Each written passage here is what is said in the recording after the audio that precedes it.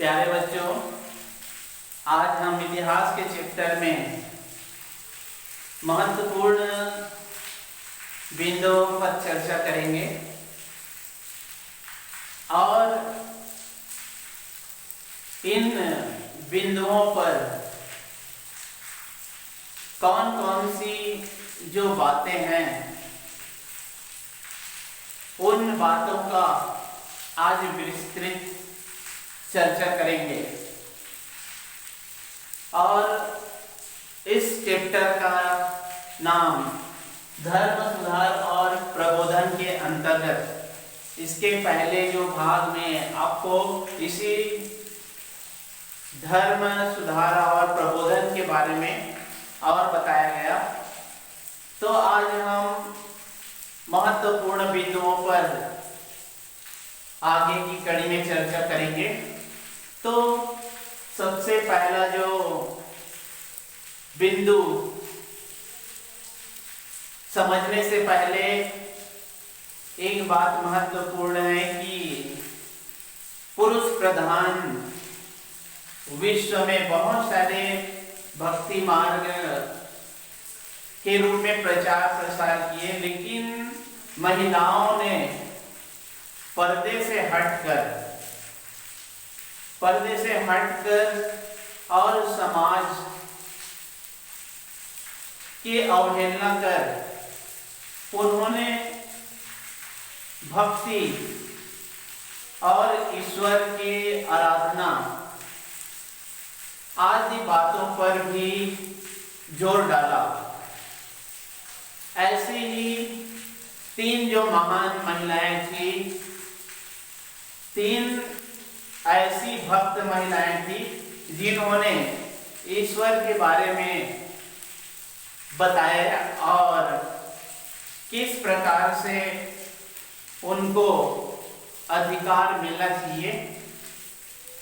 और उन्होंने दिखा दिया और उसी के अनुसार से महिलाएं उनका अनुसरण करते हुए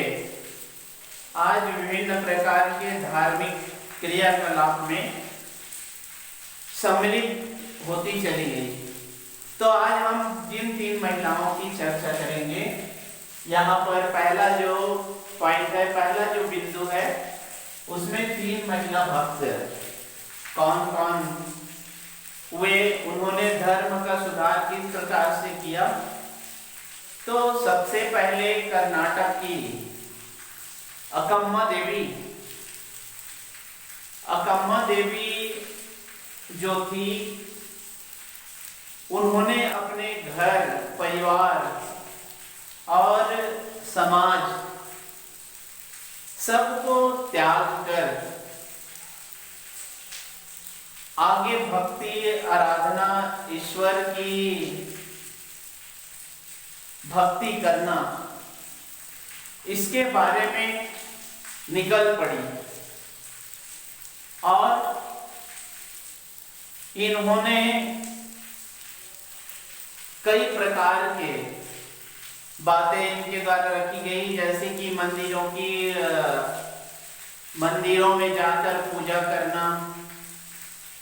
बाह्य जो कर्म कांड है और देवी देवताओं की पूजा करना, इनको छोड़कर या इनके विरुद्ध रहकर इनका कहना था अकम्मा देवी का कि ईश्वर की सच्ची आराधना, ईश्वर की सच्ची भक्ति करके ही ईश्वर को प्राप्त किया जा सकता है, न कि मंदिरों में जाकर पूजा अर्चना करना और न ही किसी बाह्य जो कर्म कांड है उस पर आश्रित होना। तो इनको त्याग कर या इनका विरोध करते हुए इन्होंने सिर्फ एक ही बात रखी कि ईश्वर की आराधना, ईश्वर की भक्ति या ईश्वर को मन में बिठा लेना, अपने अंतःकरण में बिठा लेना और उसके बाद में ये मोक्ष की प्राप्ति या ईश्वर प्राप्त करने का एक सरल तरीका है, ये इन्होंने बताया। इसके बाद में दूसरी महिला जो भक्त आती है दल दत्त। इन्होंने भी कई प्रकार के भक्ति आराधना या ईश्वर की आराधना, जिस प्रकार से अकम्मा देवी ने ईश्वर की आराधना को ही महत्वपूर्ण बताई, उसी प्रकार से लल दत्त ने भी ईश्वर की सच्ची आराधना, ईश्वर की सच्ची भक्ति से ही ईश्वर प्राप्त किया जा सकता है। इन्होंने भी अपने परिवार को छोड़कर एक सन्यासिनी का रूप धारण कर बाल जो विवाह का विरोध करते हुए इन्होंने एक सन्यासिनी का रूप धारण किया और कई प्रकार के भजन कीर्तन के माध्यम से लोगों को गांव-गांव में जाकर या अलग-अलग स्थानों में जाकर इन्होंने भक्ति या ईश्वर पर किस प्रकार से उनको प्राप्त किया जा सकता है, इसके बारे में इन्होंने बताई। तीसरी जो महिला आती है वो है राजस्थान की राजपूत घराने की और कम उम्र में इनका विवाह हुआ, जिसका नाम मीरा। कम उम्र में विवाह कर देने के बाद में इसके कम उम्र में ही विधवा हो गई और उसके बाद में इन्होंने यही ठान लिया कि अब मुझको या मेरा जो एक आराध्य देव है और उन्होंने भगवान श्री कृष्ण को या उनकी पूजा, उनकी आराधना पर जोर डालना शुरू की और उन्होंने कई भजन के माध्यम से नाचते गाते हुए अपने जीवन पर्यंत, लेकिन इनके इस प्रकार की जो प्रवृत्ति को देखकर वहां के जो राजा थे उन्होंने उनके को मरवाने का विचार किया और उसके बाद में उसको वहां से उस राज्य से निकलवा दिया। तो इस प्रकार से बहुत सारी जो महिलाएं सामाजिक या परिवार इनसे हटकर भक्ति और एक ईश्वर की आराधना किस प्रकार से किया जाना है, इसके बारे में या धर्म के बारे में सुधार किस प्रकार से करना है, इन महिला जो भक्त थी उन्होंने अपने जीवन पर्यंत गाकर कीर्तन के माध्यम से इन्होंने प्रचार किया। इसके बाद में हम लोग चलते हैं, अगला जो पॉइंट है वो है इस्लाम में धार्मिक विविधता। इस्लाम पैगंबर मोहम्मद साहब जिन्होंने एकेश्वरवाद को आगे बढ़ाने का या कबीलों में होने वाले जो झगड़ा लड़ाई जो होते थे उनको सुधार करने के लिए भाईचारे की भावना स्थापित करना और हर मुस्लिम में भाईचारे की भावना उत्पन्न करने के लिए पैगंबर साहब ने अपने जीवन पर्यंत लोगों को जागरूक किया और इसमें यह बताया कि हम सभी ईश्वर के बंदे हैं और इन्होंने मंदिरों में प्रवेश करना या पूजा पाठ करना या बाहर जो आडंबर है या मूर्ति की पूजा करना, इन सारी बातों का विरोध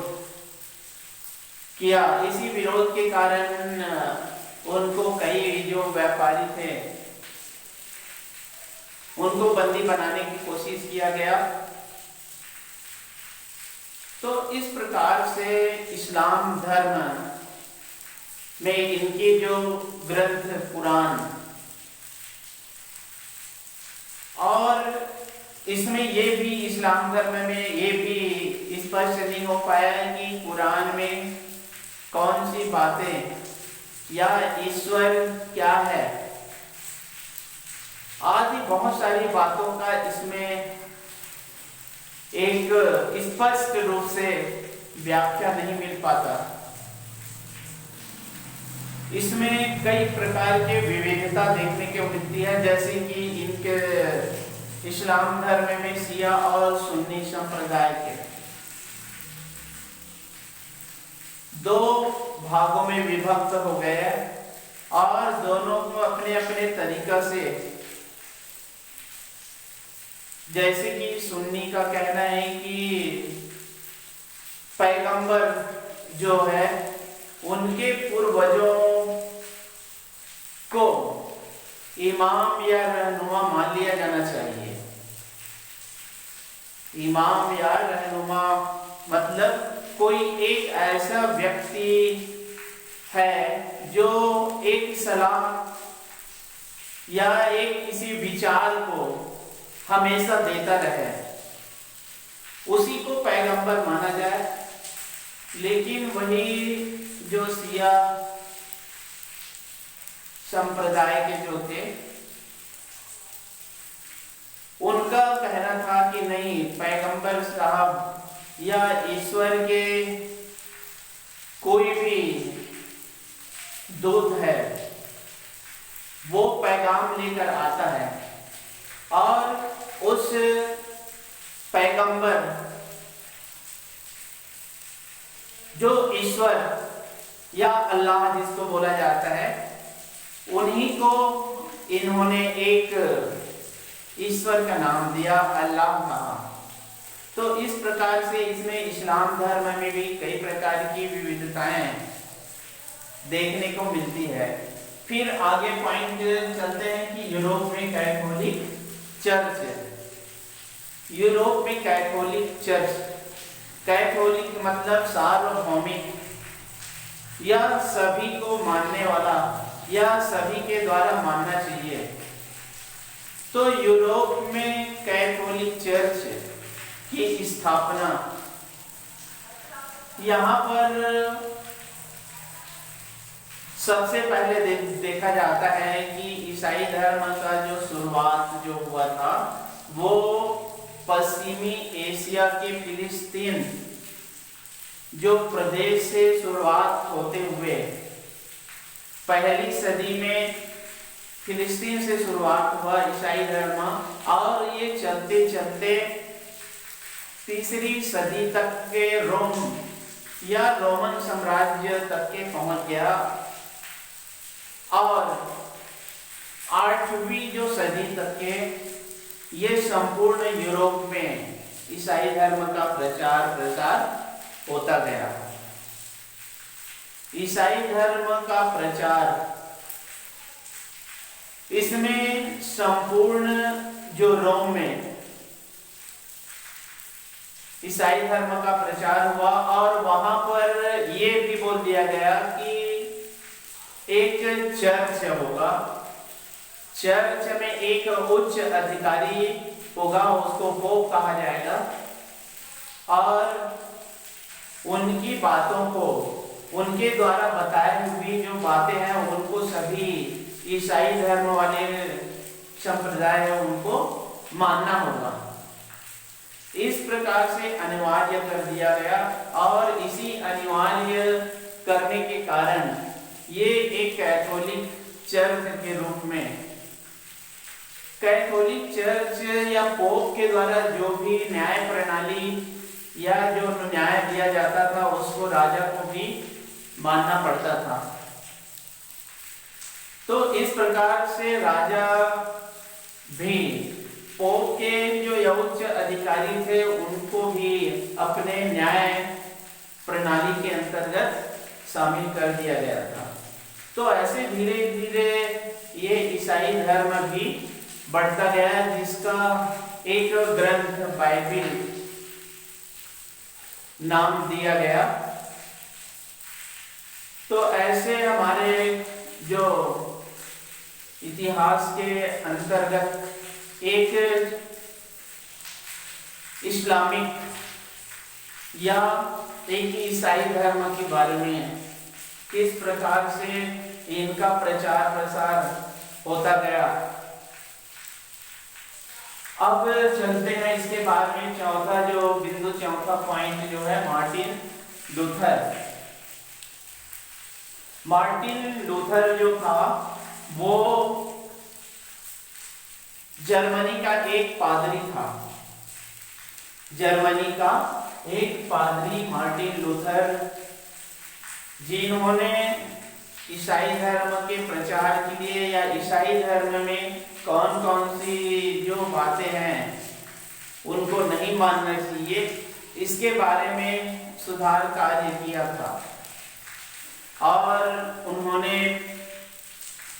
1517 ईस्वी में इन्होंने माफीनामा जारी किया, और उस माफीनामा में ये कहा गया कि कोई भी ईश्वर के आधार पर या किसी भी पोप के द्वारा धार्मिक आधार पर उसको दंड नहीं दिया जा सकता। ये मार्टिन लूथर ने अपने माफीनामा एक जारी किया। तो इस प्रकार से आज धर्म सुधार के बारे में आज कुछ महत्वपूर्ण 4 बिंदुओं पर आज चर्चा किए। अगले चैप्टर में प्रबोधन से संबंधित अगला जो इसी में आता है, धर्म सुधार के बाद में प्रबोधन क्या है, इसके बारे में चर्चा करेंगे और इसमें बताएंगे कि प्रबोधन के अंतर्गत